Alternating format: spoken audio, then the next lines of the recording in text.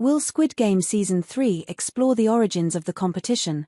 Netflix gave a solid foundation to makers around the world to showcase their talent.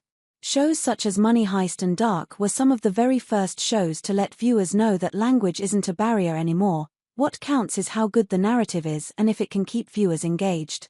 In 2021, the streaming platform defied all expectations with Squid Game, a Korean thriller drama that explored several profound themes.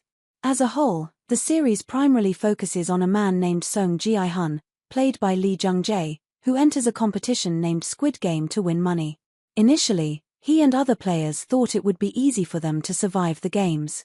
However, things turned upside down when the eliminated players were killed on the spot.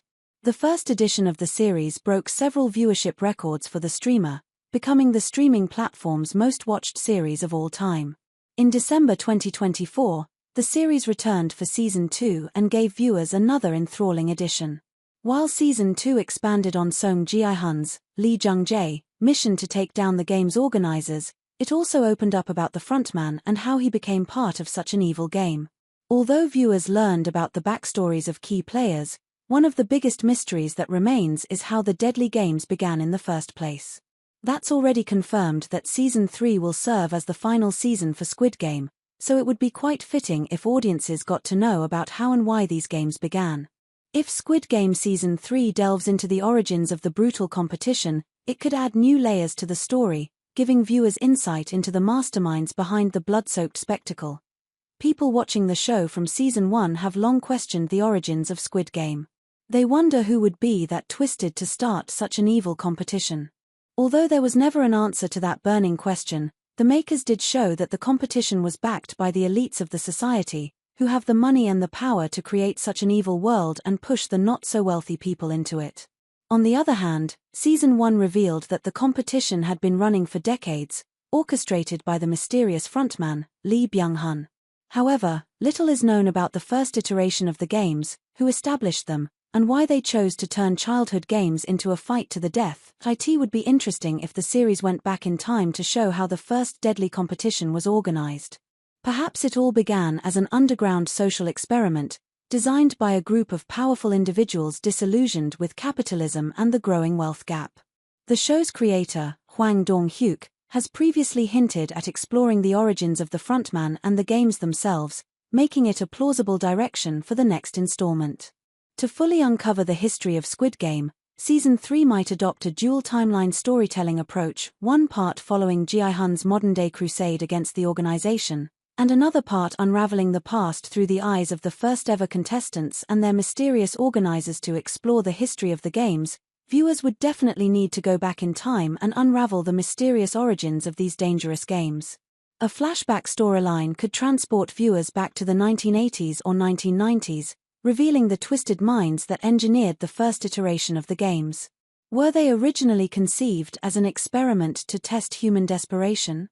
Or was there an even darker reason, such as a deranged billionaire's entertainment scheme?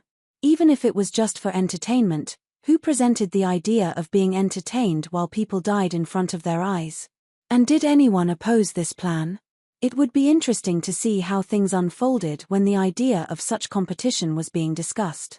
A key figure in this backstory could be a younger version of Oh Illinois Nam, Oh Young-soo, the elderly contestant from Season 1 who was later revealed to be the game's creator. His involvement in the early days of the games could shed light on his motivations, his recruitment process, and how the rules of the competition were refined over time. If Season 3 explores the first-ever Squid Game, it could introduce a new set of desperate individuals coerced into competing. Unlike the more structured and polished games seen in Season 1, these initial trials could be far more chaotic and experimental, with the organizers still refining their deadly blueprint. For instance, it would be fascinating to see how Hwang In-ho, aka the frontman, was recruited for the game.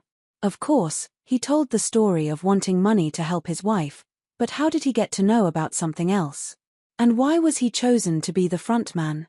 Conversely, the human drama would be especially gripping in a time when technology was more limited. How did they enforce secrecy? How did they cover up mass disappearances? The early contestants' desperate attempts to escape or overthrow their captors could add a fresh layer of tension. Exploring the origins of the deadly games in Squid Game Season 3 would provide a compelling look into the past while elevating the present-day story.